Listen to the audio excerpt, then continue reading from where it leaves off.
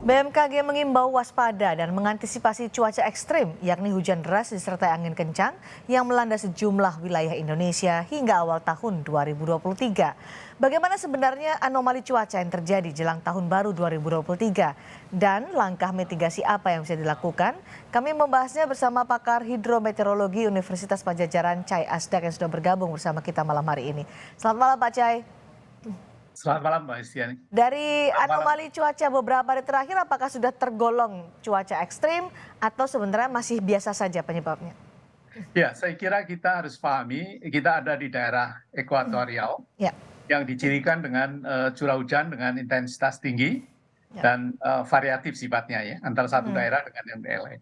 Nah, kalau kita pertanyaannya adalah apakah ini sudah masuk dalam konteks curah hujan ekstrim, saya kira yang digunakan BMKG adalah 150 mm curah hujan 150 Mhm. meter per 24 jam. Nah, tentu tadi sudah disampaikan potongannya kalau kita melihat kejadian banjir dan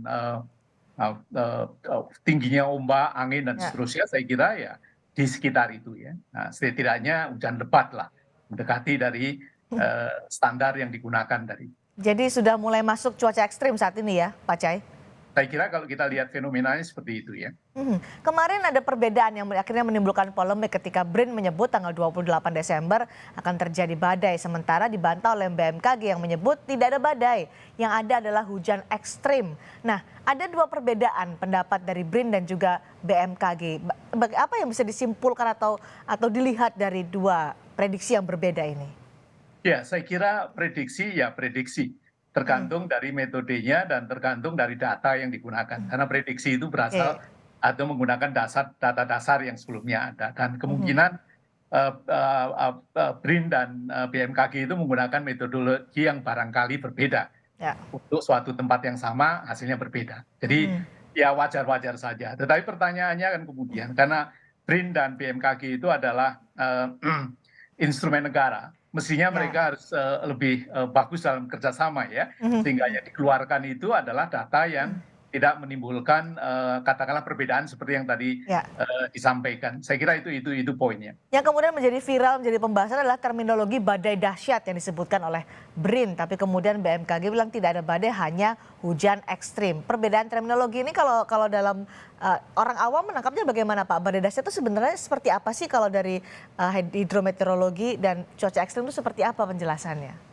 Ya, badai kan bisa dalam artian angin-angin yang memberikan nanti kalau itu di laut ya dalam bentuk ombak yang tinggi yang Oke. disebutkan antara 2-3 meter. Tetapi lagi lah, kan karena kata-kata dahsyatnya tadi barangkali ya, Ya. sehingga itu yang menimbulkan interpretasi. Jadi lagi untuk supaya karena dalam situasi seperti ini yang diperlukan adalah kan selain kita memahami dan kemudian nantinya menangani dengan tepat ya juga tidak menimbulkan kegaduhan dalam artian menggunakan istilah-istilah Oke.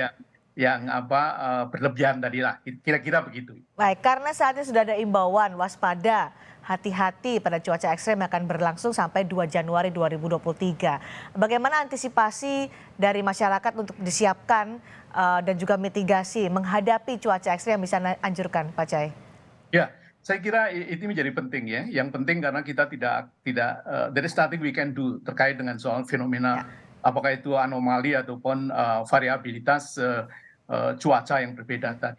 Tetapi yang penting adalah bagaimana masyarakat itu dan termasuk pemerintah daerah itu siap. Tadi sudah disampaikan oleh Ya. Ketua BMKG bahwa itu informasinya terus-terusan dilakukan. Dan saya kira ini yang menjadi penting untuk kemudian informasi itu juga bisa langsung kepada masyarakat ya dan Hmm. informasinya kalau konteksnya adalah early warning system supaya kalau terjadi kemudian tidak menimbulkan korban yang besar yang mahal, Mhm. maka hal-hal yang sifatnya praktis sehingga masyarakat memahami pertama dan yang kedua bisa merespon dengan efektif ya terkait Hmm. dengan termasuk lokasinya misalnya ya. Ya. Tadi kan Ya. disampaikan karena tempatnya itu berbeda-beda dan Mhm. variabilitasnya memang di ekuatorial seperti itu, maka akurasi dalam menentukan di mana lokasinya Baik. itu menjadi Jadi penting. mitigasinya bagaimana yang harus disiapkan oleh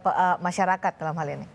Ya, masyarakat pertama harus memahami apakah daerahnya masuk di dalam konteks kena dampak Ya, yang tadi dikatakan ekstrim tadi ya, mhm, apakah itu dalam bentuk hujan ataupun badai atau angin tadi. Nah, mereka tentu harus sudah diinformasikan kemana mhm, evakuasi itu harus oke, dilakukan. Ya, jadi pemerintah ini tugas pemerintah tentu ya ya, ya, menyiapkan lokasi-lokasi evakuasi dan mekanismenya dan mungkin juga sampai ke baik, hal yang sifatnya early warning system dalam artian oke, memberikan informasi yang baik. mudah dipahami. Mitigasi harus disiapkan oleh pemerintah daerah, tapi masyarakat juga harus bersiap-siap dan juga waspada menghadapi cuaca ekstrim ini. Terima kasih Pak Cai Asdak sudah bergabung dan berbagi informasi bersama kami di Sapa Indonesia malam hari ini.